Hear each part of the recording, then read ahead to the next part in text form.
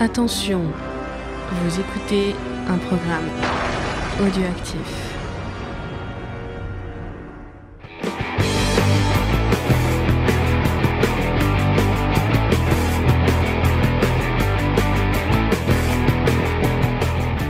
Donc salut à tous et bienvenue dans Comics Discovery, l'émission qui vous fait découvrir le monde du comics. Cette semaine, ce sera un épisode très traumatisé et traumatisant. Non, quand même pas. Mais en tout cas, dans l'improvisation, puisque déjà on est en petit comité, puisque je suis avec Igor. Salut Igor. Salut. Ça va ? Ça va très bien. Joey de Batman Sauvage. Et Batman salut. est avec nous en fait. Batman est là. Et c'est tout, puisque Jean est malade, Faye doit surveiller quelqu'un. Et Gilles il dort. Et Gilles, comme d'habitude quoi en fait. Ouais. Sachez qu'il ne faut pas compter sur Gilles. Voilà, c'est le petit pic que je lui envoie. Cette semaine, nous vous parlons de Heroes in Crisis. J'ai pas fait de quiz parce que apparemment vous vous en foutez vu que personne ne répond à mon quiz des auditeurs. Donc voilà, une autre pique, c'est pour les auditeurs. Mais par contre, un truc assez cool,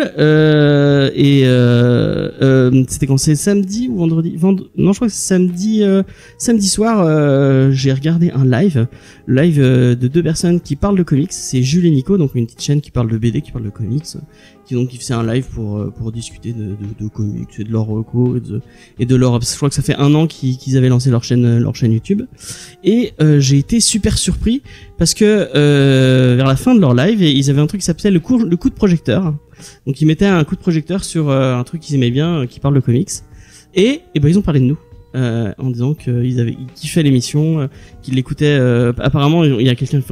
Franchement, je crois que c'est Jules qui a vraiment la foi, qu'il a découvert cet été et qui reprend tous les épisodes, sachant je crois qu'on a passé les 150 et des poussières. Hein. Donc, en plus, si tu comptes les vieux épisodes, parce que en vieux podcast, les vieux épisodes qui duraient plus de 3 heures où on faisait que s'engueuler, donc. C'est toujours comme ça. Hein. Oui, c'est toujours comme ça, mais c'est un peu plus virulent. Tu as beaucoup de courage. Je crois qu'il est à la saison 2 actuellement. Donc voilà, il découvre des coups de cœur comics un peu dans le passé. En plus, il découvre les news du passé, donc il fait un peu d'histoire et d'archéologie de les news comics. En tout cas, ça m'a fait vraiment plaisir parce que c'est des gens que j'aime bien, dont j'apprécie le travail, et ça fait plaisir d'avoir des gens qui vous disent qui kiffent votre travail. On fait ça par passion et pour partager nos coups de cœur. Mais au final, quand il y a des gens qui disent que ton travail est cool et qu'ils écoutent, ça fait encore plus plaisir. Et ça nous donne encore plus de boost pour continuer. Donc merci beaucoup à eux. Et d'ailleurs, je l'annonce maintenant. Alors j'en ai parlé à personne, mais peut-être que je vais un peu leur piquer leur idée du coup de projecteur. Coup de projecteur. Moi, je pense que je vais appeler ça Parole de passionné. Et dites-moi en commentaire si c'est un truc qui vous intéresserait. Mais j'aimerais bien inclure, un peu comme j'avais fait pour Sullivan, dans le podcast, une interview. Ou peut-être que je mettrai en dehors, selon ce que vous me dites en commentaire, de gens qui parlent de comics. Donc voilà, des petites interviews de gens. Pourquoi ils se sont mis à, parce que quand même, aller acheter une caméra ou aller acheter des micros pour tout, même lancer un blog, ça demande du travail et c'est intéressant de savoir pourquoi on s'investit autant dans le comics pour vouloir en parler et partager sa passion. Donc voilà, si ça vous intéresse, je le ferai. Est-ce que c'est une bonne idée d'après vous autour de la table ? Surtout ne me dites pas. Oui, je pense que c'est toujours sympa de pouvoir partager et puis ça peut filer un coup de main à ceux qui en ont besoin. Ouais, mais l'idée aussi, de donner un peu de visibilité, c'est cool. C'est déjà un peu ce qu'on faisait, ce que tu faisais. Il y a déjà eu pas mal d'invités qui sont passés. Ouais, c'est vrai. Ouais. Qui sont passés dans l'émission. Enfin, moi, ça fait pas longtemps que je suis là et je trouve qu'il y en a déjà eu pas mal. Et oui, je trouve qu'à chaque fois c'est intéressant. Et du coup, le truc de l'interview, c'est plus pratique, c'est que tu peux faire des gens, genre par exemple Jules et Nico, ils sont à Lille. Enfin non, je sais pas s'ils sont à Lille vraiment, mais en tout cas ils sont dans le nord de la France. Je vais pas aller me déplacer dans le nord de la France pour faire une émission avec eux, mais avec cette espèce de petite interview, je peux le faire au travers des internets. Donc voilà, c'est cool. Mais après, si vous êtes passionné de comics et que vous voulez venir dans l'émission, vous m'envoyez un mail tout simplement à comicsdiscovery@gmail.com et vous pourrez venir faire une émission avec nous et peut-être même rejoindre l'équipe. Donc voilà, j'ai fait le tour de ce petit truc. On va passer à autre chose. On va commencer avec les news et je vais commencer par un coup de gueule puisque ce matin je me réveille et je vois Maxime, un ancien de l'émission, qui m'envoie une capture d'écran d'un tweet. Un tweet très spécifique, je ne sais pas si vous voyez de quoi je parle. C'est un certain Ben Affleck qui avait tweeté « Release the Snyder Cut ». Et franchement, ça m'énerve profondément. Déjà il y a pas que qui l'a fait, il y a Gal Gadot aussi qui l'a fait. Donc Ben Affleck, l'ancien Batman, puisque maintenant il s'est fait virer de la licence. D'ailleurs, il doit avoir un peu les boules, c'est peut-être pour ça qu'il demande ça. Et Gal Gadot, je sais pas pourquoi elle fait ça. Apparemment, il y a des petites, je crois que Faye m'a dit qu'il y avait des petits problèmes sur le tournage de Wonder Woman. Donc peut-être que c'est pour faire chier Warner ou pour foutre un petit coup de pression. Et c'est quoi qui t'énerve en fait? C'est qu'on parle encore du Snyder ce qui m'énerve, c'est déjà qu'on parle encore de cette Snyder Cut. Mais c'est ce que t'es en train de faire là. Et t'es en train de faire la pub pour le Snyder Cut. Ouais, mais moi la Snyder Cut, moi ce que je tiens à dire, c'est que vous courez après un truc qui n'existe pas. Snyder est parti du tournage en plein milieu en disant je peux plus faire de tournage. Donc ça veut dire que le film tel qu'il l'a pensé, il l'a pas tourné. Oui, alors c'est bien beau de dire que c'est beau, c'est mieux, mais de toute façon on le verra jamais. Donc... Oui, on le verra jamais, elle n'existe pas cette Snyder Cut. Donc arrêtez de la demander. C'est débile, ça sert à rien. Et surtout que ça donne presque envie à la fin. Donc... Oui, moi aussi j'aimerais vraiment voir. Mais j'ai fait mon deuil de Justice League. Ce film n'existera. C'est ça en fait, il t'empêche de faire ton deuil. Oui, exactement. Mais c'est comme si je disais moi je voudrais le Justice League de George Miller, release de George Miller Cut. C'est exactement la même chose. Ce film, le film de George Miller, donc de Justice League, dont on a que des photos, il n'existera jamais. C'est comme cette Snyder Cut qui c'est juste des storyboards. Sortez-la en comics alors, mais en film, vous ne l'aurez jamais. Peut-être qu'ils peuvent la faire avec les storyboards, ça peut marcher. Est-ce que tu as vraiment envie de voir un Pas mélange du tout, de je suis sûr qu'il y a des gens qui ont envie de voir ça. On va dire que ça fait marcher les blogs et puis les pubs, quoi. Mais de toute façon, Warner ne l'approuvera jamais. Parce que ça voudrait dire que le Justice League avec Joss Whedon, que eux ont mis en avant, ça veut dire que c'était une erreur. Donc ça voudrait dire qu'ils approuvent le fait que on a fait une connerie et on est chez une grosse boîte. Puis en fait, je pense qu'ils s'en foutent, ils ont tellement de pognon que. Ouais, et puis le Joker vient de passer le milliard. Voilà. Je pense que ils en ont rien à foutre, quoi, vraiment. Ils ont envie qu'on parle plus de. C'est peut-être ça aussi, vu personne n'en parlait depuis Joker, et du coup ils voulaient attirer un peu l'attention dessus. Non mais ils en reparlent parce qu'ils étaient un peu jaloux en fait. Ouais, les anciens sont jaloux et du coup ils veulent retirer la couverture. Mais moi je pense que vraiment Ben Affleck il est jaloux de pain. Il s'est fait virer comme un malpropre, mais en même temps c'est parce que pourquoi il s'est fait virer? Il s'est fait virer ou c'est lui qui a décidé de partir? Il s'est fait c'est assez flou. Mais en vrai, pourquoi il est parti et pourquoi il est plus sur la licence, c'est parce qu'il s'est remis à boire et qu'il avait des problèmes et qu'il enchaînait rehab sur rehab. Bah oui, mais dans ce cas-là, un Batman alcoolique, ça aurait pu le faire. Hein. Ah oui, moi j'aurais bien voulu voir un Tony Stark vraiment alcoolique. On ne le verra jamais, mais peut-être un Batman. En tout cas, moi plus je vois de tweets dessus, plus je me dis mais arrêtez, vous êtes des forceurs, arrêtez, ça n'arrivera jamais. Faites comme disait Igor, faites le deuil de ce film, vous ne l'aurez pas. Et voilà, et pensons au futur Batman de Matt Reeves, qui a l'air génial, et oublions ce truc de Snyder. Et puis Snyder, il s'arrête pas, il va faire d'autres films. Là, il a fait tout un film de zombies, je crois, avec un appareil, un smartphone, Land of the Dead ou un truc comme ça, je sais plus. J'ai pas suivi ça. J'ai vu une image qui passait. J'espère que ce sera mieux que Zombieland 2 parce que c'était vraiment de la merde. Mais donc... Je vais le voir ce soir, moi, je te dirai. Ah bah, je te le déconseille très vite. Je me suis endormi devant. Je me suis vraiment endormi au cinéma et voilà. Enfin, moi, j'ai pas aimé. On va voir Dr. Sleep plutôt. Dr. Sleep est vraiment, vraiment, vraiment cool. Moi j'ai passé un super moment devant et je suis pas tant fan de Shining que ça, donc Mais c'est peut-être pour ça alors du coup. Parce que moi je vois énormément de mauvaises critiques dessus. ah ouais, moi j'ai vraiment Merci. kiffé. J'ai vraiment kiffé. Je trouve qu'il a vraiment réussi à mêler ce que King fait de bien et ce que Kubrick a fait de bien pour en faire un film assez cool avec plein de easter eggs et plein de enfin et en plus le casting est vraiment sympa. McGregor et bluffant je trouve dans le film, donc voilà. Allez voir The Task. Vous avez un truc à dire sur pour finir, pour conclure est-ce que Batman Sauvage sera une Snyder Cut ou non? Non, nous, tout ce qu'on veut montrer, on le montre. Ok, pas de soucis. En même temps, sur 5 minutes, c'est dur de. Igor?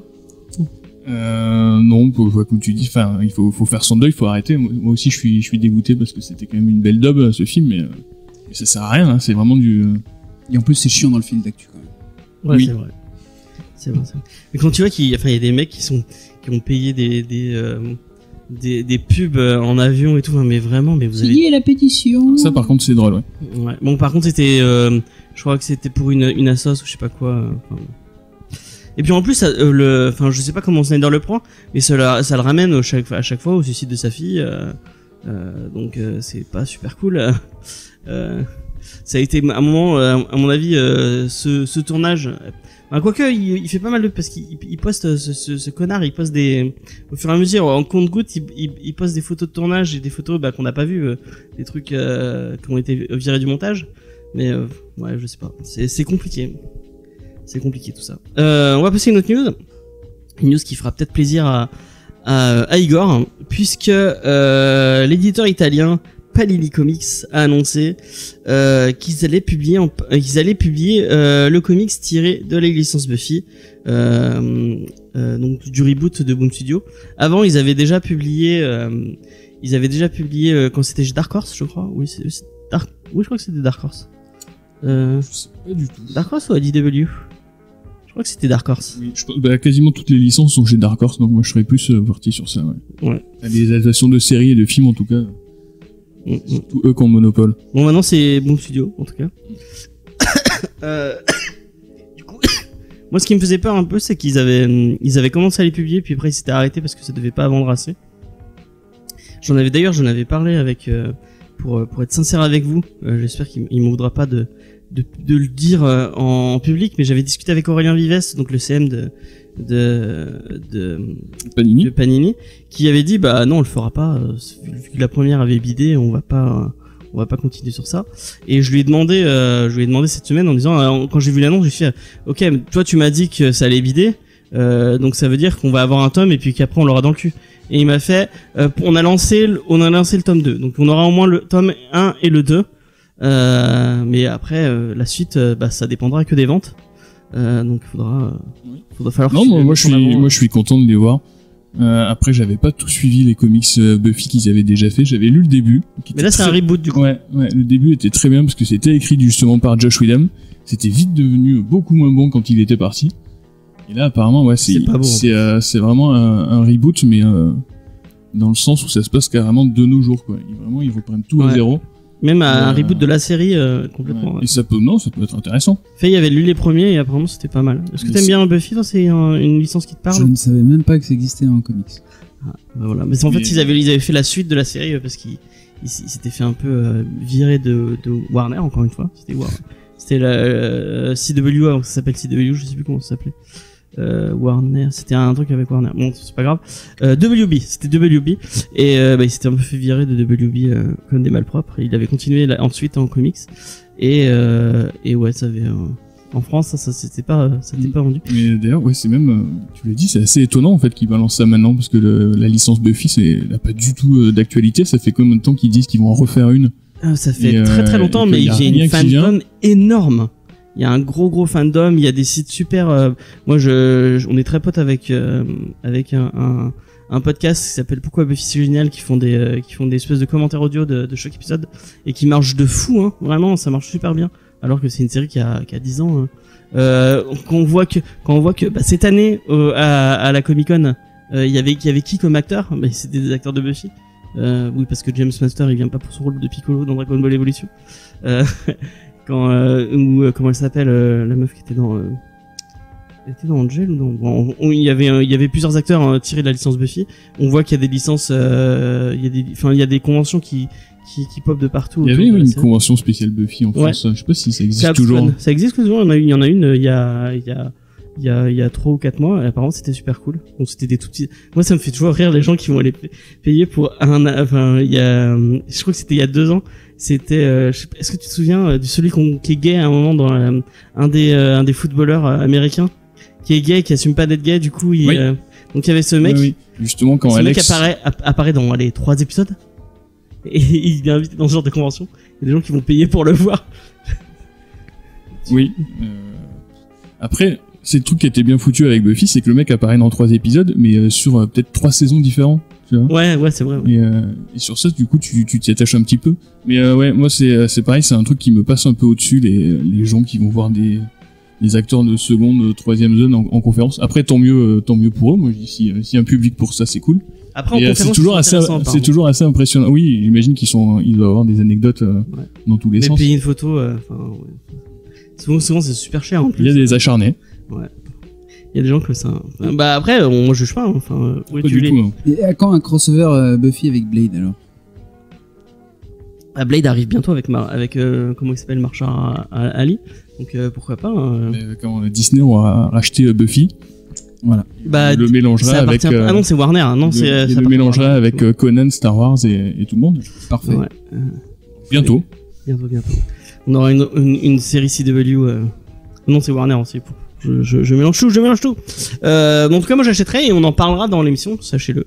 Donc, si vous êtes fan de Buffy, on en parlera. À la fin, on fera, pour faire plaisir à Igor, on fera un karaoké géant autour de l'épisode musical. Si tu veux, non? Oh, oui. Oui, d'accord. Moi, je chanterai la chanson de la moutarde. C'est la meilleure, je pense. Est-ce que tu l'as vu? T'as vu beaucoup de Buffy ou ça te... Si, ouais, il y a un moment maintenant, mais ouais, j'en ai vu pas mal, ouais. Je te conseille l'épisode musical je pense que ça a mal vieilli. Non, ça a super bien vieilli. Franchement, ouais. Alors, la première saison a mal vieilli. La réalisation, je pense, a mal vieilli. Par contre, regarde pas c'est vraiment des Mongols. Bon, c'est complètement hors sujet, mais on s'en fout. Ils les ont sortis en Blu-ray, mais sauf que c'était du 4/3, et eux, ils les passent ou c'est l'inverse. En tout cas, ils ont changé. Si, à la base, c'est du 4/3. Ouais, et bah, du coup, ils les ont tournés en 16/9. Enfin, ils les ont passés en 16/9. Ils ont coupé la moitié de l'écran. Non, pas moi, je sais plus. Mais, du coup, tu vois des trucs que t'es pas censé voir. Genre, il y a des moments où tu vois des acteurs qui attendent de rentrer dans le champ. Donc, tu les vois en train de discuter et tout. Et le Perchman. Oui, voilà, mais totalement. Et genre, il y a beaucoup de nuits américaines dans Buffy.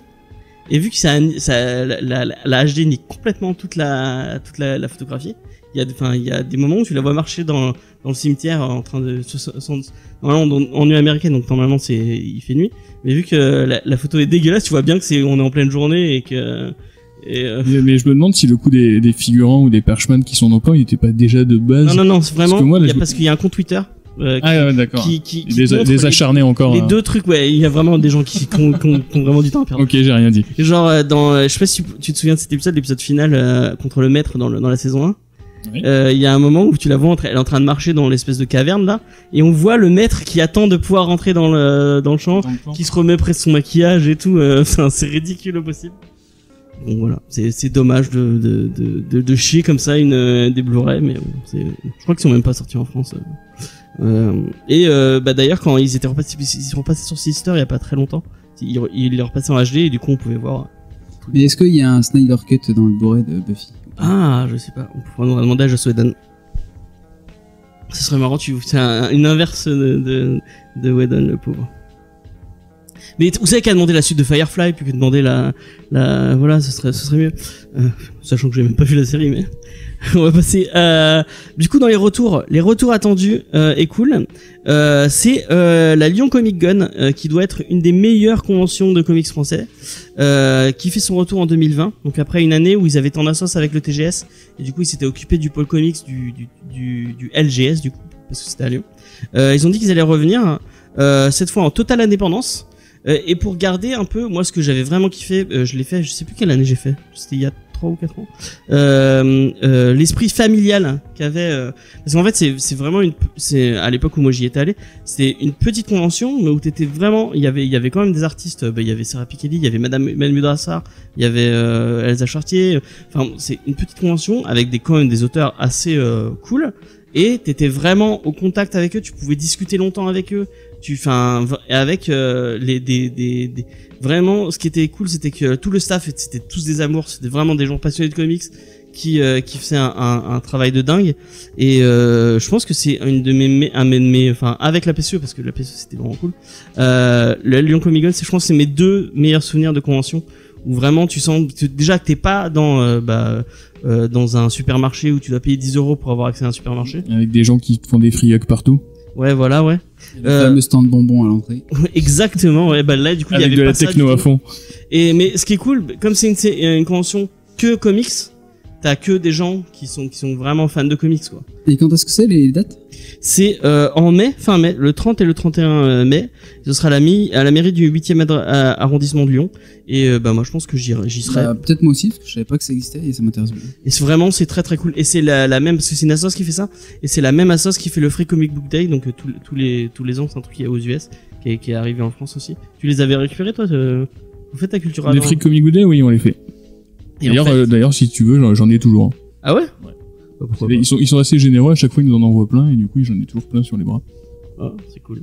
Alors que quand tu vas en ville, tu peux en prendre qu'un seul, parce que sinon en 2 secondes tout le monde te les vole. Mais c'est l'intérêt d'être à Cultura, un peu plus en dehors de la ville. Et je sais pas si tu connais, mais en fait c'est en mai aussi. C'est un jour où tu peux aller chez ton libraire et t'as des comics gratuits. Je sais pas du tout. De tous les éditeurs. Sérieux? Ouais. Et souvent c'est des trucs cool, hein. Oui. L'année dernière, il y avait pas le truc de Sean Murphy. Il y avait pas le premier chapitre de Batman White Knight. Si, l'an dernier, oui. Et cette année, d'ailleurs, il y avait le premier de Batman Damned. Ouais. Après, là, c'est ceux où moi je suis moins fan parce qu'au final, c'est juste des previews de trucs. Oui, c'est vrai, c'est sûr. Mais ce qui est intéressant, c'est qu'il y a assez souvent des inédits, en fait. Ouais, je crois que iComics, ils avaient mis des inédits de Rick et Morty, ouais. Par exemple, ouais. Donc, que tu trouves nulle part ailleurs. Donc là, pour le coup, ça vaut vraiment le coup, quoi. Ouais. Et en plus ça te permet, genre si tu connais pas Bliss, si tu connais pas Valiant, ça te permet d'avoir un petit oui, pareil, Valiant à chaque fois c'est des inédits qui balancent. Avec un petit truc qui présente un peu tout l'univers et tout. Donc vraiment ils font du taf vraiment cool. Je crois que c'est Ciné BD Goodies, vraiment une sauce géniale, qui est un peu chapeautée par les gens de Comic Zone à Lyon, qui sont encore une fois des amours. Si vous passez par Lyon, allez à Comic Zone, parce que c'est vraiment des gens très bien. Donc voilà. Moi j'espère que, enfin je sais pas ce que je ferai en mai 2020, mais j'aimerais bien y aller. En plus c'est pas loin de mon anniversaire, donc pareil. Peut-être que voilà. En plus c'est pas loin de vers chez toi, donc tu pourras. C'est ça, ouais, c'est entre deux là. En 2h30 on y est, je crois. Ouais 2h30. 2h30, 3h. Je sais pas, pour monter à Chambé je mets 3-4 heures. Jusqu'en Suisse c'est 5. Lyon normalement c'est 3 heures. Je sais pas pourquoi on est en train de discuter de ça, mais Montpellier-Lyon c'est 3 heures en voiture. Ok. Ah, pourquoi t'es vers Lyon toi? Non, mais c'est le moment où je raconte ma vie. J'étais à Valence les 3 dernières années. Ouais. Je passais la moitié de mes week-ends à Montpellier, donc je connais bien la route. D'accord. Moi je connais beaucoup l'autoroute du soleil. Je connais beaucoup la gare TGV de Valence. Oui. Bah, tout le monde connaît que ça généralement de Valence, la gare TGV. Elle est très cool, je trouve, cette gare TGV. Et j'en connais pas plus, malheureusement. Peut-être qu'il y a un comic shop cool à Valence. Il y a un PBD, ce qui est déjà pas mal, qui est très bien, mais il n'y a pas de comic shop. Non. Ok. Bon vous avez déjà un truc spécialisé BD. Ça s'appelle la Licorne, d'ailleurs. Ok, on leur fait un petit coucou.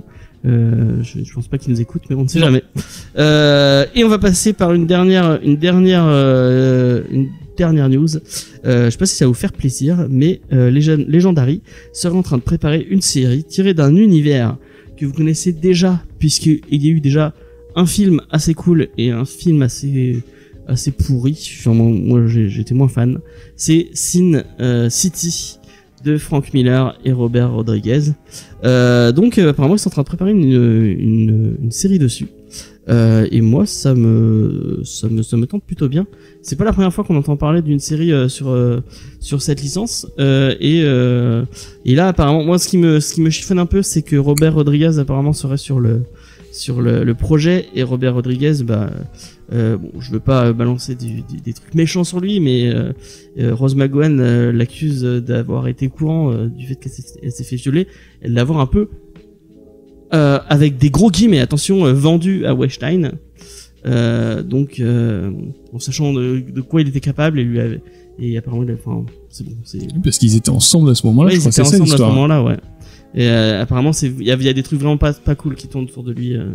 En même temps, il a fait Spy Kid aussi, hein, donc on va pas mettre à égalité les deux trucs, mais bon, Frank Miller, Robert Rodriguez, je suis pas très fan de... J'ai toujours voulu voir ces films, je crois que Tu les as pas vus? Pas vus, aucun. Bah vois le premier il est ni cool. Spice Kid, ni Sin City. Non, c'est ce qui est intéressant avec Robert Rodriguez, il est capable de faire des trucs super bien. Je sais pas, parce qu'il a fait Desperados, le premier Desperados From the Still Down. Ouais, Une nuit en enfer était formidable, Planète Terreur aussi, et à côté de ça, il nous a fait des espèces de dub. Sharkboy et Lava Girl. Voilà. Sharkboy et Lava Girl qui a été scénarisé par son fils de 5 ans et demi. Je l'ai vu passer, mais je l'ai pas vu non plus. Oui, non, mais le vois pas. D'accord. Et il a fait les Machete qui sont horribles. Hein. Enfin, les cultes, par contre. Oh non, c'est de la... C'est vrai que sur les Machete, il a fait aucun effort. Ah, le 2. Mais ouais, Sin City en série, je dis carrément, quoi. C'est vraiment un univers qui s'y prête énormément, quoi, avec cette espèce de ville qui est un personnage à part entière, et tous ces arcs qui se croisent dans tous les sens. Ça peut, si c'est bien fait, ça peut vraiment être intéressant. Ouais. Ouais. Mais vois le premier il est vraiment bien. Bon après, si t'aimes bien voir Eva Green à poil, tu peux regarder le deuxième aussi. Vendu. Je comprends. Tout le monde aime voir Eva Green à poil. À ce qui paraît, c'est une connasse. J'ai discuté avec quelqu'un qui est un ami qui a fait chauffeur pour elle pendant une semaine, et apparemment c'était les pires semaines de sa vie. Elle traite le petit personnel comme de la merde. Ah, c'est dommage parce qu'à l'écran en tant qu'actrice, moi je l'aime bien. Ouais, moi aussi. Surtout quand elle est nue, c'est ça? Non, dans Penny Dreadful, elle est géniale. Enfin, ouais, c'est une super actrice. Oui. C'est une actrice qui bouffe vraiment l'écran, quoi. Ouais. Quand elle est là, c'est toujours impressionnant. Ouais, elle a beaucoup de charisme. Ouais. Mais malheureusement, SimCity 2, il y a que son. Ce qui est cool du coup dans SimCity, c'est que c'est des histoires en fait à chaque fois. Et t'as plusieurs histoires, donc tu suis plusieurs trucs en même temps. Et dans SimCity 2, le problème c'est que il y a une histoire intéressante et le reste, on s'en branle quoi. C'est un peu... Je crois que j'en ai même plus de souvenirs à part. Pareil, moi, à part celle où il y a Eva Green et Josh Brolin, les autres. Il y a pas le mec qui a fait Dungeon. Ah si. Comment il s'appelle? Ah merde. Celui qui a fait 500 jours ensemble aussi. Un petit jeune qui était dans Dark Knight Rises. Qui fait Robin. Putain. J'ai un trou, je l'aurais pas. Moi je sais plus. Joseph Gordon-Levitt. Ouais voilà, bravo. Je l'aurais pas, mais 2 secondes après. Suffisait. Qui parle français lui aussi, tiens. Parce je crois qu'il a fait ses études en France ou quelque chose comme ça. Comme Eva Green, puisque Eva Green, sa maman c'est Marjolaine, ou sa tante c'est Marlène Jobert. Je crois qu'il y a une connerie comme ça. Ouais, elle a une bonne partie française. Ouais, elle a une partie française. Ouais. Donc le 1 est bien, le 1 est très très bien. D'ailleurs, il y a un des derniers rôles de Bruce Willis où il est vraiment bien. Après qu'il en ait plus rien à foutre. L'univers est cool. Et je les ai pas lus en comics, je crois que j'en ai lu, je les avais empruntés à la médiathèque. Et en fait, c'est long, non? Il y a beaucoup de. Alors il y a 7 tomes, donc je sais pas combien ça fait de numéros. Mais maintenant, ils sont dispo. Rackham a sorti une intégrale qui du coup coûte un peu cher. Je crois qu'elle doit être à 60 ou 70 balles, mais qui est toujours dispo et qui, enfin, par rapport au volume, au final, c'est pas cher quoi, les 70 balles l'intégrale de Sin City. Ouais, comme Fear Agent en fait. Et voilà, et ça vaut vraiment le coup en comics. Si t'avais le choix entre Fear Agent et SimCity. Fear Agent, toi. Ok, y a pas de débat. Jamais de débat avec Fear Agent et moi. On en parle dans 2 semaines. Si tu veux venir d'ailleurs pour Fear Agent. Un comics très cool. J'ai pensé à toi parce que j'ai commencé. Akilos m'a envoyé le scan et j'ai lu 5 pages et je me dis bon ok, il faut que je l'achète. Mais surtout que, enfin, c'est ce que j'aime. Bon, on va parler de Pirate John, c'est pas grave. C'est ce que j'aime avec Rick Remender, c'est que tu lis le début. Chaque fois, tu dis, ok, c'est sympa. Et en fait, il te prend toujours à contre-pied. C'est-à-dire que ça devient de mieux en mieux et ça part dans des directions que t'imagines même pas au début, quoi. Mais déjà, Tony Moore, tu lis les deux, Tony Moore et Jérôme Oppena, ils sont vraiment formidables. Ouais. T'avais lu Seven to Eternity? Oui. Bah, pareil, tu vois, tu lis le tome 1, tu fais c'est sympa. Et tu lis le tome 2, le mec part dans une direction complètement différente et c'est encore mieux, quoi. C'est vraiment qui écrit sur bah, c'est Rick Remender aussi. Remender aussi. Ouais, c'est Remender et Oppena, ouais. OK. Bon bah c'est SimCity et Fear Agent dont on vous parle dans 2 semaines. De la très très bonne SF. Enfin bref. Bah du coup ouais bah SimCity. Bon bah moi j'attends de voir. Ça me hype, pourquoi pas. Si on enlève un peu le côté un peu parce que enfin c'est un peu le machiste quand même SimCity. Il y a un petit côté le petit côté très femme vénale prêt à tout pour Après, ça dérange pas forcément, c'est plutôt l'époque qui dérange, le côté machiste. C'est vrai qu'en même temps, faut voir si maintenant ça passerait, oui. Ouais. Mais le problème, c'est c'est un comics de Frank Miller. Et Frank Miller, c'est un mec qui est un peu problématique, qui est très très très très très très à droite. Après, si on tourne, c'est bien d'avoir des comics un peu tout genre, ça fait une histoire un peu originale. Après, si on arrive à faire un à part de l'auteur. Ouais. Bah quand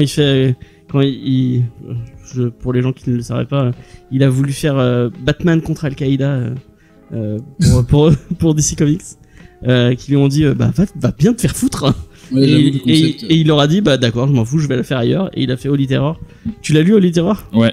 Et alors? Non, mais je m'en rappelle plus. En fait, c'est pas très intéressant si en fait que ça. Bah non, mais c'était vraiment juste un mec qui tapait sur des arabes en fait. Ah d'accord. C'est tout. Voilà. Il y a des terroristes et le mec il les défonce et puis voilà, c'est tout. Mais à côté de ça, le mec il a fait les meilleurs épisodes de Daredevil de tous les temps. Il a fait Dark Knight Returns. Il a fait c'est quelqu'un qui est capable de faire des trucs très très cool, tout en étant la pire des personnes au monde. C'est un peu problématique. Et moi, ce qui me fait marrer, c'est qu'il crachait sur les Français. Il a le French. Toi, tu t'en fous, t'es suisse, hein, mais. Oui, en général, le crachat sur les Français est assez facile en général. Ouais, le French bashing, c'est mais du coup, le mec fait du French bashing, mais il vient en convention et il vient se faire payer. C'est vrai qu'il vient assez souvent en France au final. Hein. Ouais. Et ce qu'il crache, t'imagines, il crache sur ton sale français de merde. Quand on est un bon capitaliste, on vient jusqu'au bout. Enfin bref. On va parler de quelqu'un d'autre aujourd'hui. Donc la review va être un peu improvisée, puisqu'on vous parlait de Heroes in Crisis, et jusqu'à cet après-midi, c'est Jean qui devait faire la review, et finalement Jean n'est pas là puisqu'il est malade. C'est pas sa faute, hein, le pauvre. Il voulait venir et me disait ah ouais mais je viens juste pour la review, on l'a fait en premier. Mais si t'es malade, reste chez toi quoi, enfin, repose-toi. Et du coup on va un peu improviser cette review. Est-ce que tu veux nous parler un peu de Tom King, Igor, vite fait? Je suis censé faire un truc. Ouais, je peux vite fait, pareil, complètement improviser. Tom King, qu'est-ce que je peux dire sur Tom King?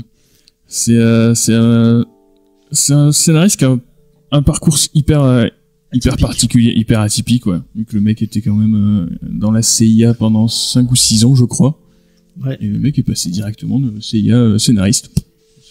C'est pas trop le pourquoi du comment. Oh, c'est un peu notre Marshall, Olivier Marshall en version américaine. Voilà. C'est ça. Mais du coup, le truc qui est bien, c'est qu'il a apporté il a une vraie patte, une vraie personnalité.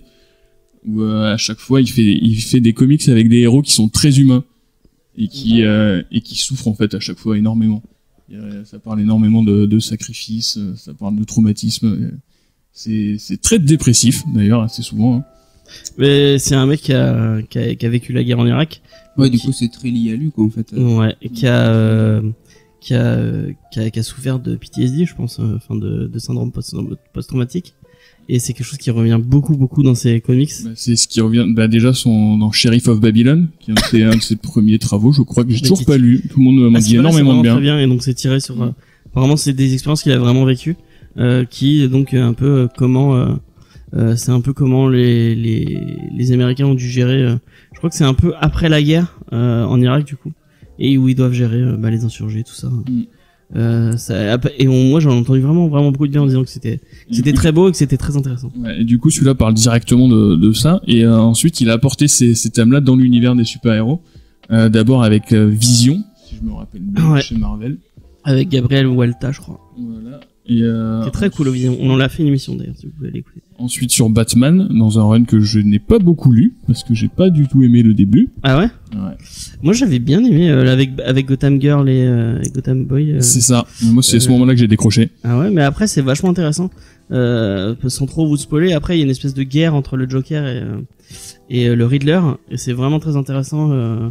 Moi j'ai beaucoup aimé ce Batman, et du coup il a mis en place un truc qui est cool, c'est qu'il a poussé encore plus la romance entre Catwoman et Batman, au point, attention spoiler, qu'ils se marient.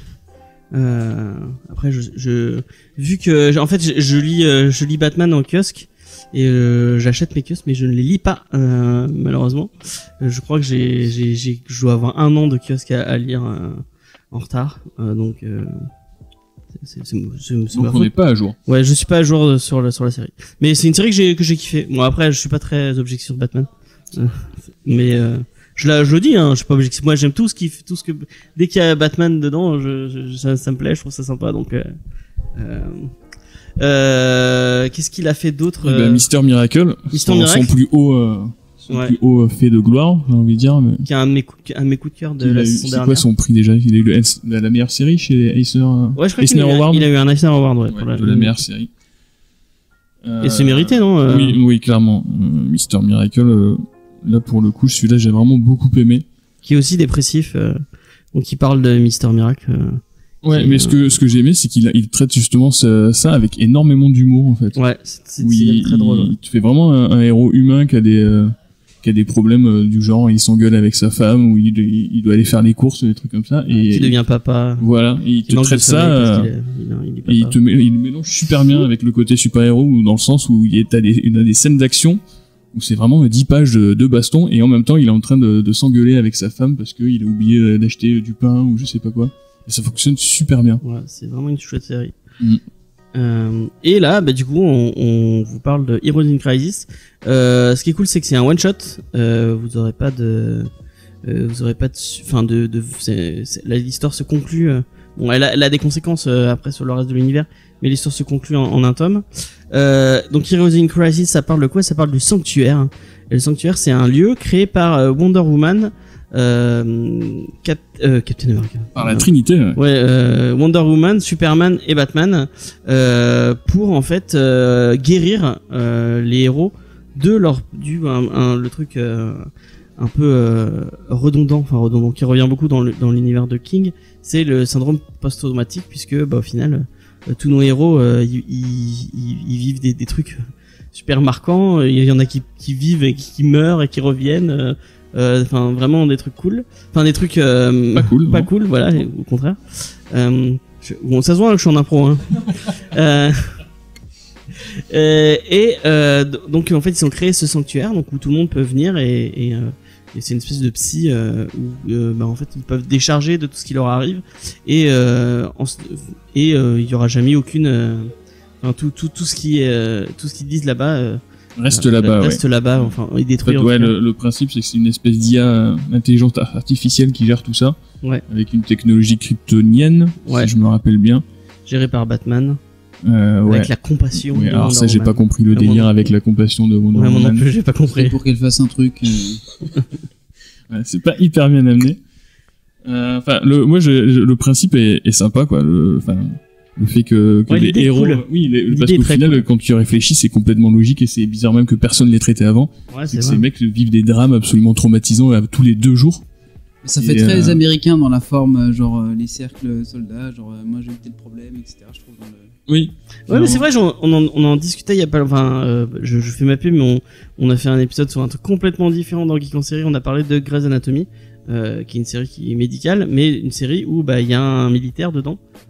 Qui lui aussi a des syndromes post-traumatiques, et du coup ce délire du militaire qui a des problèmes et qui va devoir en parler ou qui va prendre de la drogue, c'est un truc qui revient beaucoup en série télé. Je pense à This Is Us où il y avait ça. Tous les films, dès qu'il y a un militaire et qu'ils ont arrêté le service, il y a toujours un truc où ils parlent de leurs problèmes. Bah, je pense que c'est dû à la guerre du Vietnam. En même temps, les États-Unis, mais pas que, c'est ce que je veux dire. Les États-Unis, depuis la Seconde Guerre mondiale, ils ont enchaîné combien, des gars, voilà. Des soldats traumatisés, ils en ont non-stop depuis 1900 à 1939. Donc sur ce coup-là, c'est pas vraiment étonnant, quoi. C'est un vrai problème aux États-Unis, c'est tous ces gens qui reviennent complètement inadaptés à la vie sociale et qui finissent à la rue, quoi. Et pour en avoir discuté un peu avec des gens qui sont déjà allés aux États-Unis, c'est un truc que tu vois dans la vie de tous les jours, quoi. Il y a des vétérans qui font la manche, donc je pense que c'est pour ça que ça marque autant les gens, quoi. Et du coup, qu'est-ce qui se passe dans ce sanctuaire ? Et donc dans ce sanctuaire, il va y avoir une série de meurtres. On va ne pas trop savoir qu'est-ce qui s'est passé. On va accuser Booster Gold et Harley Quinn d'avoir commis ces meurtres, en sachant que chacun accuse l'autre en disant bah non, c'est pas moi qui l'ai fait, c'est moi je l'ai vu, c'est elle qui l'a fait. Donc Harley Quinn, vous connaissez tous Harley Quinn, c'est la meuf du Joker. Et Booster Gold, c'est un héros très très marrant qui vient de la, enfin je sais pas si non, il vient du futur, ouais. En fait, c'est un mec qui vivait dans qui bossait dans un musée au 25e siècle, je crois. Ouais, qui bossait sur un musée sur les super-héros. Et en fait, il a appris plein de trucs sur les super-héros et il a volé une technologie pour faire du voyage dans le temps. Et du coup, il est revenu à notre époque, enfin à l'époque des héros, pour devenir super-héros et devenir en fait et un peu comme le truc qu'il dit tout le temps, sa catchphrase. Sa catchphrase, c'est je suis le plus grand des super-héros que vous connaissez pas. Et en fait, parce que lui, son délire, c'est qu'il veut devenir riche et célèbre. Ça ressemble pas un peu dans Flashpoint avec le Flash. Dans Flash, il y avait un truc comme ça où il travaillait dans un musée, il retourne dans le passé en trouvant des artefacts. Je sais plus. Je trouvais que cette histoire ressemblait beaucoup justement dans Flashpoint où à un moment il y a l'histoire. Parle bien ton micro, on t'entend pas bien. Je peux pas en parler de là. Dans le Flashpoint, il va dans le musée et il trouve justement les artefacts. Oui, parce qu'il y a un musée à l'image de Flash. C'est ça, et du coup ça ressemble assez à ça, je trouve. Mais c'est un héros qui est plus vieux que ça, hein. Je sais pas, mais c'est un vieux héros, enfin un vieux entre guillemets. C'est pas Batman qui a 80 ans de continuité, mais c'est un héros qui est plus vieux que Flashpoint en tout cas. Ok. Je me souviens pas qu'il allait dans un musée dans Flashpoint. Bon, bref, c'est pas grave. Et du coup, ils vont devoir, la Trinité va devoir enquêter sur ces meurtres. Et en même temps, on va voir un peu ce qu'a vu, ce que vivent les héros. Et il y a des vilains des fois.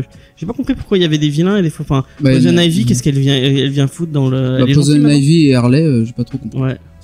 En fait, j'imagine qu'ils ont fait ça pour soigner tous ceux qui en avaient besoin, quoi. Simplement. Ouais. Mais comme Ivy, je sais pas, mais les héros de Batman souvent ils changent on devient gentil finalement. Donc peut-être que comme Clayface qui est dans Detective Comics, oui, est devenu gentil. Peut-être que Ivy à cette époque-là est gentil, je ne sais pas. Ouais. Donc en tout cas il y a Ivy et il y a Harley Quinn. Et donc on va enquêter sur ce qui est arrivé dans ce lieu et en même temps on va voir un peu tous les gens et qui traversent ce lieu et qui ont confessé un peu des trois trucs. Moi je trouve que c'était donc et c'est un titre qui est vachement décrié qui a été beaucoup attendu parce que l'idée elle est assez alléchante, mais qui est pas mal décrié. Je vois beaucoup de gens mal en parler en disant que c'est peut-être un poil trop long. En même temps, j'en ai discuté avec Grey Pigeon de Comics Fair qui m'a dit ok, c'est en 9 épisodes, ça tenait sur 4. Complètement, oui. Moi j'aime bien. Moi je trouvais ça drôle. Je trouvais ça le truc est intéressant. L'idée est intéressante. Même si c'est un truc que on a déjà vu chez King. Il y a vraiment, en plus il y a plein de petites fulgurances, c'est sympa. Je pense notamment à un truc, bon, sans trop spoiler, un truc sur sur Superman qui discute un peu, enfin du coup on le voit en train de discuter dans l'espèce de room avec l'IA et qui dit un truc vachement intéressant, parce qu'il dit que quand il est Superman, il se doit d'être un peu droit, et enfin à l'image de l'humain parfait, puisqu'il n'est pas humain et qu'il doit se montrer vraiment le mieux possible. Et quand il est Clark Kent, il faut qu'il y ait une différence entre Clark Kent et Superman. Il se montre un peu plus maladroit et un peu plus, et que, en fait, t'as l'impression qu'il dit à chaque fois il est dans des rôles et que il sait pas qui il est vraiment. Qu'il n'est pas qui il est vraiment. Et je trouvais ça vachement intéressant comme. C'est dommage que c'est pas un peu plus poussé. Mais cette idée-là, elle est vachement cool. Je sais pas si. Et il y a plein de petits trucs comme ça où à chaque fois tu dis ça c'est pas con. Ou Oui, c'est ça. Mais en fait, c'est ce qui est intéressant avec celui-là, c'est que c'est vraiment la recette de King du PTSD.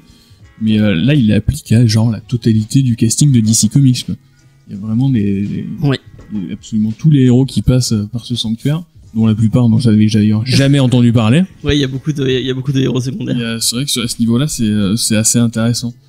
Après, en dehors de ça, moi, j'ai vraiment un problème sur la forme. C'est-à-dire qu'on est sur du polar.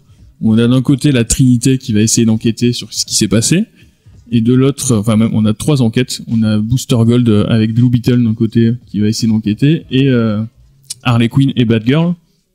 Et en fait, chacun de leur côté, ils rament complètement. C'est vrai que en fait l'enquête elle n'existe quasiment pas, quoi. Ce que disait Jean fait pas grand chose, quoi. Mais j'ai l'impression que tout le monde tourne en rond, parce que personne ne comprend rien à ce qui se passe, et du coup, enfin moi comme tu dis, sur 9 épisodes, t'as l'impression que les mecs tournent en rond pendant 9 épisodes, quoi. Et puis la conclusion, elle arrive.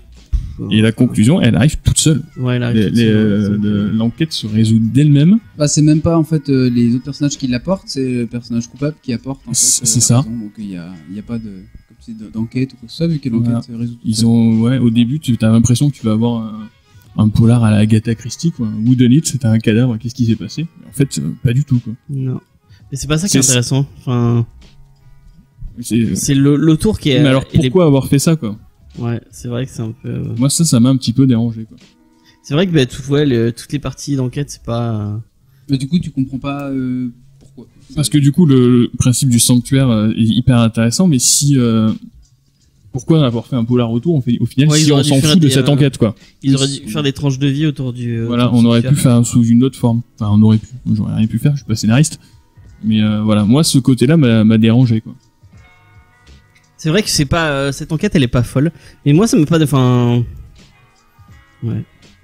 Je dis ça, j'ai pas passé un mauvais moment. Hein. Ouais, c'est mauvais. C'est super beau. Je l'ai lu, c'était c'était pas désagréable, mais voilà, il y a ce petit goût de pourquoi ils ont fait ça. Ils sont passés à côté de quelque chose, quoi. J'ai l'impression. Ouais, c'est vrai que c'est un peu problématique sur ce point-là. Je suis totalement d'accord avec toi. Mais je trouve que c'est un peu rattrapé entre guillemets par l'humour déjà, parce que c'est un comic, c'est très drôle, où il y a beaucoup d'humour très très méta, notamment en fait ce qu'on disait tout à l'heure, c'est qu'on a il y a beaucoup de cases où en fait on a juste une case avec c'est le même fond, du coup c'est dans le sanctuaire, où c'est un héros qui dit une phrase ou deux en rapport avec ce qu'il vit lui-même. Après t'as des trucs où il y a des running gags avec un personnage qui revient et qui discute un peu de son état mental et psychologique, mais je pense à bon, est-ce que je peux me permettre de spoil l'easter egg autour des Robins, où je le... Oui, ça tu peux, ça. Franchement, c'est un tout petit un tout petit spoil qui mène rien à l'intrigue, enfin qui dévoile rien de l'intrigue, mais je pense qui est bien représentatif de l'humour qu'il y a dans le comics. C'est qu'en fait à un moment on va voir tous les Robins passer, du coup dans cette espèce de truc avec le psy, et je crois que le premier c'est Dick qui dit Tim est drôle. Enfin, je sais plus ce qu'il dit, mais il dit Tim est, enfin, il parle de chaque autre Robin en les définissant et en donnant 2 adjectifs pour les définir à chaque fois. Et il disait, mais moi, je suis qui dans tout ça? Et du coup, après Dick, on a Jason qui dit la même chose en disant, mais moi, je suis qui? On passe à Tim qui dit mais oui mais moi qu'est-ce que je suis dans tout ce truc. Et après on a Damien qui arrive qui fait ah non bon je m'en branle. Pourquoi ils ont dit des trucs. Et je trouve ça super drôle. C'est très méta, ça va totalement avec la personnalité de Damien qui c'est un petit con, c'est vraiment un petit con. Et après il y a plein d'autres petits trucs comme ça où c'est marrant. Ouais, ça je suis d'accord parce que c'est un truc que je m'attendais pas du tout en fait, surtout que l'ambiance globale c'est Tom King, c'est la dépression. Ouais. Et au final il y a énormément de scènes comme ça qui sont super drôles et qui justement fonctionnent bien grâce à cette ambiance là quoi. On a vraiment le côté on rigole de leur malheur en fait quelque part. On rigole quelque part de leur malheur et ça fonctionne super bien quoi. Ouais, en plus je trouve vraiment même Batman à un moment il y a une vanne que j'ai trouvé super drôle. Quand il compare il se demande si Flash est plus rapide que sa Bat Radio. Ah oui, c'est vrai, oui. Ça c'est un truc voir Batman faire une blague moi ça m'a fait du bien. Il y a pas un truc où il passe, on voit Batman passer dans le truc et merde, je sais plus ce qu'il dit. Si, il passe un moment. Ouais. Il passe un truc, mais il dit un truc très drôle toujours dans la retenue où il dit ouais je vais me lâcher et en fait il dit un truc vraiment super anodin. Puis après il se dit oh, excusez-moi je me suis lâché et tout. Je crois que c'est un truc que j'ai plus le souvenir. C'est moins marquant que le blague sur les Robins, mais vraiment je trouve en une phrase il arrive à définir des héros. Moi je pense à Raven. Donc je sais pas si tu vois qui c'est Raven. Ouais. C'est les Teen Titans. Hein. Ouais. Est-ce que tu te souviens de ce qu'elle dit? Pas du tout. Elle dit mon père m'aime. C'est très drôle parce qu'en fait son père c'est un démon qui passe son temps à essayer de la buter. Donc en fait à chaque fois il arrive à toucher sur le truc. Il a compris ses personnages en fait. Et je trouve ça vraiment fou. Et moi il y a un autre truc qui vraiment m'a touché. Bon, ça spoil un peu. Si vous voulez pas vous faire spoiler, vous sautez 10 minutes. On va discuter d'un point un peu spoiler et on revient. Oui, voilà, c'est ça. C'est à ce moment-là. Qu'est-ce qu'il dit? Je sais plus. Du coup, c'est le truc avec Batman. On va le spoiler, ça aussi? Bah, je le couperai au pire, c'est pas grave. Il dit ouais. Pour m'aider, parfois je forme des collaborateurs. Ils deviennent ma famille et plusieurs d'entre eux sont morts. Ouais, c'est pas très drôle en fait. Mais non, mais ce qui est drôle, c'est dans le découpage, ça fonctionne super bien. Parce qu'on est encore sur ce gaufrier en 9 cases. Et en fait, entre chaque mot, il laisse des cases vides de blanc. Comme si le mec était complètement retenu, traumatisé par ce qu'il disait. Et ça finit par un pardon. Non, si. Mais c'est ce que je disais, c'est que c'est complètement déprimant ce qu'il raconte. Mais dans la drôle, façon dont c'est écrit, c'est super drôle, quoi. Mais il a beaucoup de recul par rapport à ces personnages qui Batman qui est vraiment le personnage sérieux beaucoup trop sérieux et beaucoup trop dans la retenue et enfin ouais c'est très très très très drôle. Et donc ouais je voulais parler de Wally West qui est un personnage que j'aime beaucoup notamment dans Young Justice et à son âme dans Young Justice. Je viens de spoiler Young Justice pour les gens qui l'ont pas vu. Igor va me remercier. Ça ira, je m'en remettrai. Donc j'aime beaucoup Wally West. Je crois que je le préfère même à Barry Allen, alors que j'aime vraiment beaucoup Flash. Mais Wally West je le trouve très très cool. Et tout sans trop le spoiler parce qu'on va quand même pas. Moi je l'ai trouvé vraiment intéressant. Il y a tout un bout de l'arc qui est un peu centré sur lui et sur le fait que pour les gens qui sont pas à jour au niveau de Rebirth, en fait il est revenu de pas vraiment d'entre les morts, mais il était dans une autre dimension. Il avait disparu suite à Flashpoint et maintenant il est revenu dans l'univers de DC. Non, moi j'avais pas du tout suivi ça. T'avais pas suivi? Non. Je l'ai appris en lisant Heroes in Crisis. Et du coup dans cet univers il y a deux Wally West puisque Iris West est un autre personnage. Comme dans la série elle est black, je crois, ou elle est latino, je sais plus. Et du coup il y a deux Kid Flash, il y a deux Wally West dans cet univers. Et moi je sais pas comment tu as sans trop le spoiler ce passage autour de ce personnage. Bon, il est assez conséquent en plus, il est assez triste pour le personnage d'ailleurs. Bon, après c'est dur de s'en spoiler parce qu'il est assez meurtri entre ces deux réalités. Ouais. Et il essaye de s'en sortir, mais il n'y arrive pas, quoi. Ouais. Et ça, j'ai trouvé ça cool aussi. Enfin, je trouve ça intéressant. Il essaie de jouer avec le paradoxe temporel. Ouais.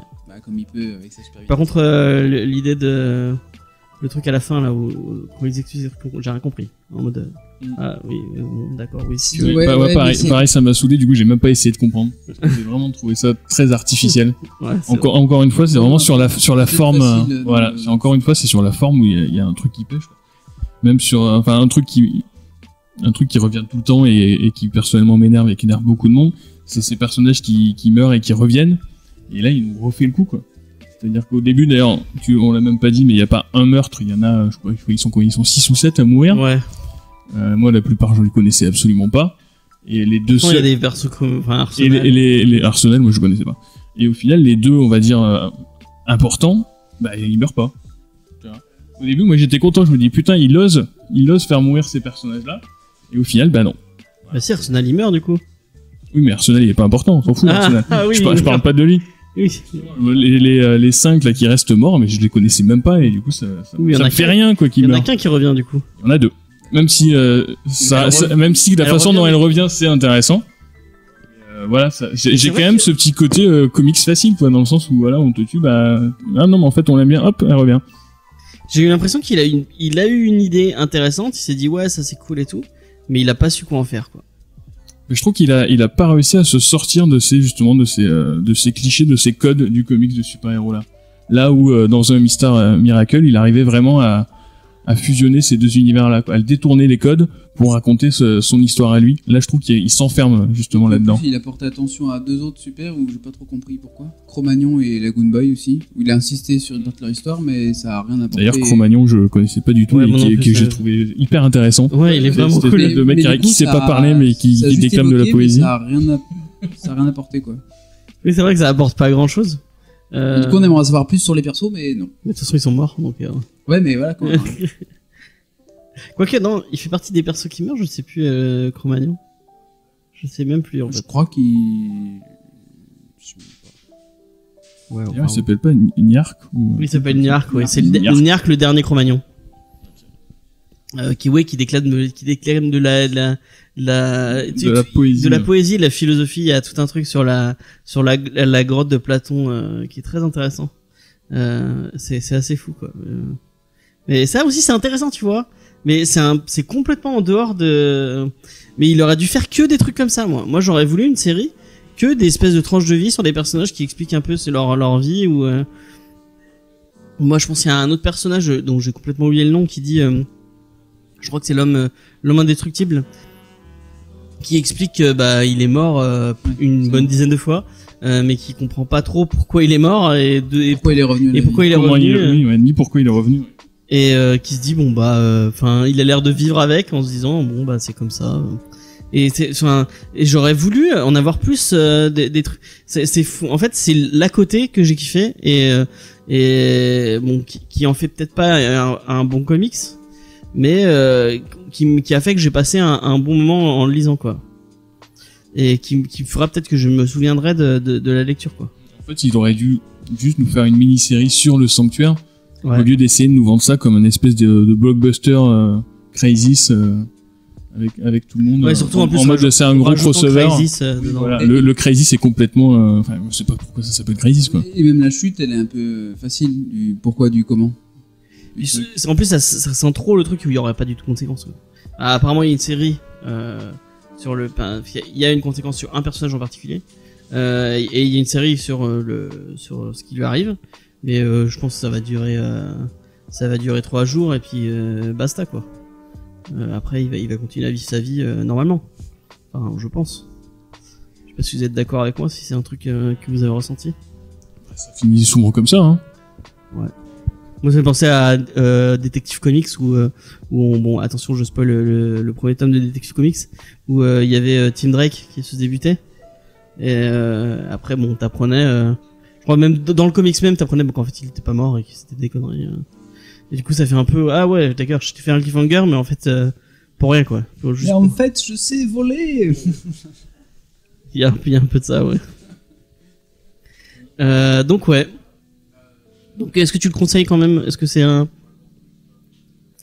Un titre que tu vas essayer de vendre ou pas du tout? Moi, franchement, pas du tout. Tout simplement parce que c'est des thèmes que Tom King a déjà abordés de meilleure façon dans d'autres comics, quoi, que ce soit dans Vision ou dans Mister Miracle. Effectivement. Et du coup, même si encore une fois, il y a pas tout est acheté, j'ai pas passé un mauvais moment, mais clairement, c'est pas ce qu'il a fait mieux, quoi.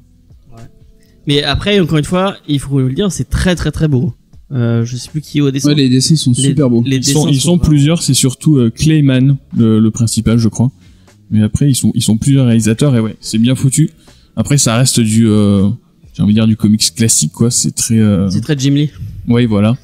Ouais, c'est très mainstream. Tout le monde est beau, tout le monde est musclé, tout le monde est lisse. Ouais. C'est bien foutu. Et même au niveau du découpage, on a plein de.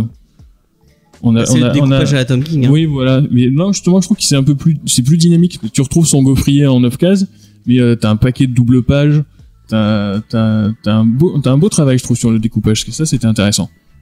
Du coup, toi, Joey, est-ce que tu vas, c'est quelque chose que tu vas conseiller à des gens ou que tu vas acheter?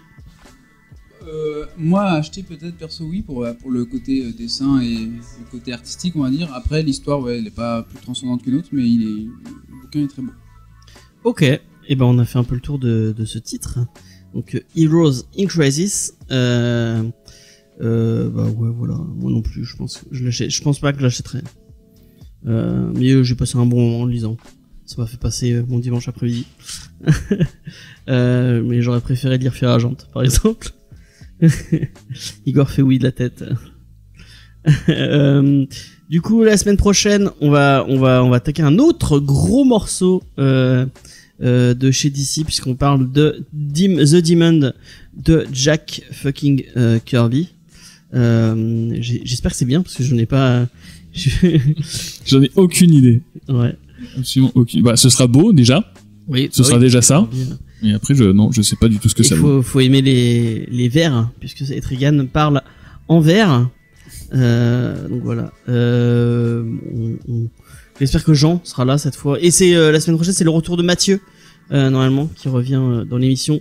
Et peut-être Gilles si c'est réveillé. Peut-être. Mais je sais pas, on aura peut-être beaucoup, hein, puisqu'on a un invité, on a un des organisateurs du salon du modélisme. Rien à voir avec le comics, mais effectivement. Pourquoi pas. Et puis on va essayer de lui vendre des Gundam, parce que les Gundam c'est la vie. Et puis aller à Easter Egg, et puis aller à Cultura, si vous passez par Saint-Onès, pour aller discuter avec Igor, qui sera ravi de discuter avec vous de comics et de plein de trucs. Il y en a pas beaucoup des clients qui viennent me parler de comics, donc n'hésitez pas. Ouais, ça parle plus de manga ou plus de... Mais du coup, tu gères, je crois que j'ai demandé 40 fois déjà, mais tu gères les mangas déjà et le... Ouais, bah tout ce qui est BD en fait. Okay. Dans sa globalité, quoi. BD, comics, manga. Donc tu vends Demon Slayer, parce que Demon Slayer c'est la vie. Oui, d'ailleurs, c'est pas très bien. T'aimes pas? Oh, l'animé a grave de la gueule, mais le manga c'est du manga de samouraï de base. Hein. Ouais, bah ouais. J'ai un sabre et je devais tuer des démons. Voilà. Tu lui demandes pas plus? C'est du vu et revu et après je suis très difficile en manga moi. Ok. Est-ce que t'as lu My Omiro? Eh ben toujours pas. Et il est vraiment cool. J'ai fait ma tête de con parce que sur le tome 1, ils avaient foutu un bandeau avec écrit recommandé par Maxime Chatham. C'est un écrivain de polar français, juste pour essayer de le vendre, et moi ça m'a saoulé qu'il fasse ça. Du coup je l'ai complètement boycotté. Bah c'est vraiment cool. Oui, et en fait après tout le monde m'a dit que c'était cool, donc je fais ouais, j'ai vraiment fait mon con là. Faut que je le lise celui-là. Il y avait un autre truc qui est vraiment sympa. Putain merde. Ah putain, j'ai oublié le nom. C'est sur un mec qui a été un espèce de, tu sais, les racailles de manga, un peu comme et en fait c'est la voix du tablier. Non, c'est pas ça. En fait qui découvre que ses potes du coup de l'époque où il était encore une espèce de racaille sont vraiment ont tourné Yakuza, et que la meuf qu'il aimait est morte d'un... C'est Tokyo Revenger. Oh, c'est trop bien. Mais c'est trop bien. Voilà, c'est tellement bien. Moi je préfère la voix du tablier. Si vous voulez lire du manga en ce moment, faut lire la voix du tablier. Ah non, mais Tokyo Revenger, mais je suis à jour en... T'aimes pas? Bah, c'est sympa, mais ça reste de la racaille. Ah, mais je kiffe. De la racaille japonaise qui se fout sur la gueule pour un oui, pour un non. Ah non. Après, si, ça fait plaisir parce que ça fait quand même longtemps qu'on en avait pas vu. C'est un truc, depuis les années 90, c'était mort. Putain, moi j'ai revendu tous mes Young GTO comme un gros con de merde. J'en discutais avec Jules d'ailleurs, où il y a un moment où j'avais vraiment besoin de thunes, et j'avais tous les Berserk jusqu'au 30, je crois. J'avais tous les Naruto jusqu'au... Non, par contre, revendre Berserk, ça c'est interdit, ça. J'ai revendu tous mes Berserk, j'ai revendu tous mes Young GTO, et j'ai revendu tous mes Naruto, même si bon, Naruto c'est pas fou, mais c'était quand même un des premiers mangas, je crois que c'est le premier manga que j'ai acheté, que je me suis mis à acheter vraiment, et donc bah, rien que pour ça, depuis le début c'était cool quand même. Après, c'est le premier manga que j'ai lu aussi, Naruto. Ah ouais? Est-ce que t'es allé jusqu'au bout? Non. Moi aussi, c'est le premier, je crois que j'ai tout vu. Est-ce que tu veux savoir la fin? Non, mais j'ai regardé la fin quand même pour savoir.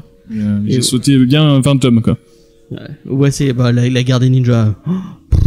Oui, bah ça, voilà, ça j'ai vu ça. Et quand t'es en animé, t'en sautes encore plus. Ah oui, en plus, il y a tellement de... Ah, c'est vrai, les flashbacks, ils sont champions pour ça. Mais j'ai déjà vu ça. J'ai déjà vu. Ah oui, non, mais les filers aussi. Oh mon dieu. Et dernier Dark Dr. Stone. Dr. Stone, c'est génial. Dr. Stone, c'est un des trucs que je conseille le plus en ce moment, Dr. Stone. Il y a un animé qui est pas mal à ce qui paraît en plus. Ouais, j'ai pas regardé encore. Ouais, moi, les deux trucs que je conseille à mort en shonen, c'est Dr. Stone et My Hero Academia. Black Clover, c'est sympa, je veux bien. Black Clover, c'est un peu du fairy tale, quoi. J'ai pas lu fairy tale. Du coup, mais non. Ouais, non, c'est marrant. Moi, ça marche bien, ce genre de trucs sur moi. Enfin bref, voilà, c'était le quart d'heure manga. Est-ce que t'as un manga à nous recommander ou autre chose à recommander J'en avais un, mais je me rappelle plus du nom. Et bah, on recommande Batman Sauvage. Est-ce que l'épisode 2 arrive? Non. L'épisode 2 arrivera, il est en début de préparation, et il arrivera après les vacances de Noël. Ok. C'est toujours une période un peu dure, alors on attend un peu qu'il y ait tout le monde. Ok. Bah merci de nous avoir écoutés. Je vous dis à la semaine prochaine, comme je vous l'ai dit, pour The Demon de Jack Kirby. Et puis cette semaine aussi pour le recap de Watchmen, pour l'épisode 5, que je n'ai toujours pas vu, mais que je suis sûr est génial. N'oubliez pas que sur Geek en série, on fait les recaps de Mandalorian. Donc si vous avez vu Mandalorian, je l'ai pas inventé encore, mais je pense que ce sera sorti. Où on a vu les épisodes 1 et 2, et on va parler de l'épisode 3 normalement dimanche ou mardi, enfin si vous voulez qu'on parle de Mandalorian avec nous, rejoignez-nous sur le Discord. D'ailleurs pareil pour Watchmen, si vous voulez venir, d'ailleurs vous aussi, si vous êtes les bienvenus, si vous voulez discuter. Je crois que t'as vu que le premier toi pour l'instant. Ouais. Et faut que toi il faut que je regarde. C'est trop bien. Ouais. Et ouais, voilà, c'est tout.